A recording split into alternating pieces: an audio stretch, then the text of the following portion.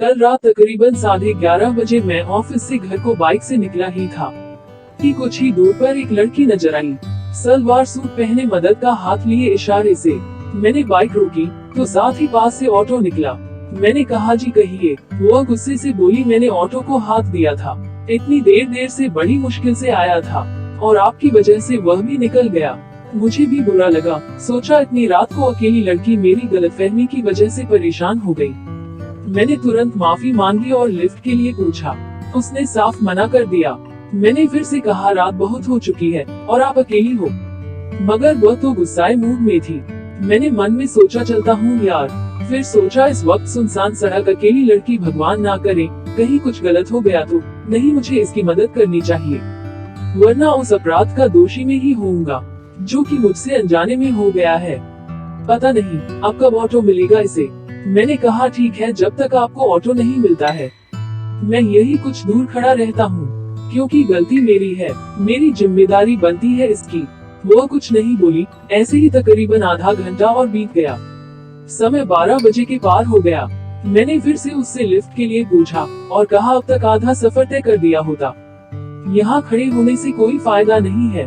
मगर उसने सुनकर अनसुना कर दिया। अजीब उलझन में था, उसे अकेला छोड़ने का मन नहीं था, मन में बेचैनी थी, कहीं कुछ अनहोनी ना हो जाए। फिर सोचा, जब मेरे मन में इतनी घबराहट है तो वह तो एक लड़की है और मैं तो उसके लिए अनजान, कैसे विश्वास होगा। आखिर मैं भी एक लड़का हूँ और वह एक लड़की मुझसे ज्यादा, तो वह मन में डर रही होगी। अचानक मुझे एक उपाय सूझा। मैंने कहा, देखो, मेरे घर में भी तुम्हारे जैसी एक छोटी बहन है और तुम भी बिल्कुल वैसी हो। मेरी मानो, यहाँ इतनी रात को अकेले रुकना ठीक नहीं है। प्लीज मेरे साथ बाइक पर चलो, जहाँ तक तुम्हें अच्छा लगे। मेरे इन शब्दों से वो कुछ राहत के मूड में आई और बोली, आप जाए, मैं कोई न कोई उपाय कर लूंगी। मैंने कहा, मुझे भी यहाँ रुके 1 घंटा होने जा रहा है, ऑटो तो दूर, आदमी भी नजर नहीं आ रहा है, प्लीज चलो। मैंने आपको अपनी बहन बोला, फिर भी आप मुझ पर शक कर रही हो। मगर उसने फिर से मना कर दिया। तभी मैंने अपना पर्स खोला और उससे बोला, देखो, इसमें मेरी फोटो है, पहचान पत्र है, ड्राइविंग लाइसेंस, आधार कार्ड है, इसे अपने पास रख लो। जब अपने घर या किसी सुरक्षित जगह पहुंच जाओ तो लौटा देना। उसने पर्स में से मेरा आधार कार्ड निकाला और पढ़ा, मुकेश, हाँ मेरा नाम है। देखो, अब प्लीज मना मत करना, तुम्हारे घर में तुम्हारे मम्मी पापा, भाई बहन इंतजार करते होंगे। वैसे कर तो मेरे मम्मी पापा और बहन भी परेशान भी हो रहे होंगे। अब चलो। वह थोड़ा मुस्कुराई और बाइक पर बैठ गई। मैंने पूछा, कहाँ है तुम्हारा घर? वह बोली, आप चलते रहो, जहाँ आएगा बता दूंगी।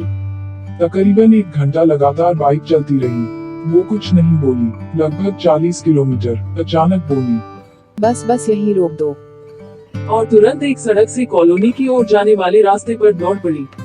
चंद मिनटों में वह मेरी आंखों से ओझल हो गई। खैर, मन में सुकून था।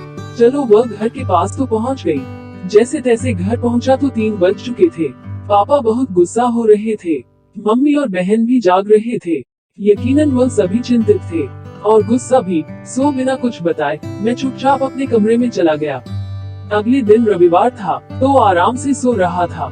अचानक 11 बजे छोटी बहन ने आकर झकझोरा, भैया उठो, कोई लड़की आई है, उसके मम्मी पापा भी है, क्या कोई लफड़ा कर दिया क्या? और हंसने लगी। पापा बुला रहे हैं, नीचे जल्दी चलो। पागल है मैं और लफड़ा, शैतान कहीं की। कच्ची नींद में तुरंत बनियान पहने नीचे आया। देखा तो वही रात वाली लड़की और एक अंकल आंटी के साथ में थी। यह यहाँ कैसे? इसे तो काफी दूर छोड़कर आया था। इसके घर और मेरा घर तो बहुत दूर है। इससे पहले कुछ पूछूं, उठकर आई और बोली, भैया हैरान हो गए ना, मैं यहाँ कैसे? आपका पर्स जिसमें आपका पेन और आधार कार्ड है, उसी से पता लेकर मम्मी पापा के साथ आई हूँ।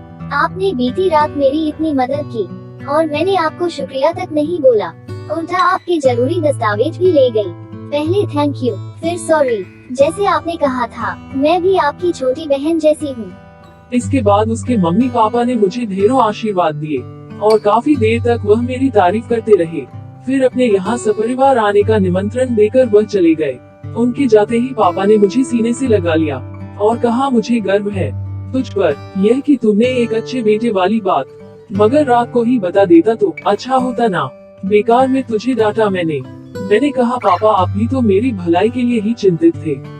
तभी पापा ने एक बार फिर से मुझे सीने से लगा लिया, मगर इस बार मम्मी और छोटी भी आकर मुझसे लिपट गई। दोस्तों मुझे मेरे पापा ने एक बात ही समझाई है, अकेली लड़की मौका नहीं जिम्मेदारी होती है।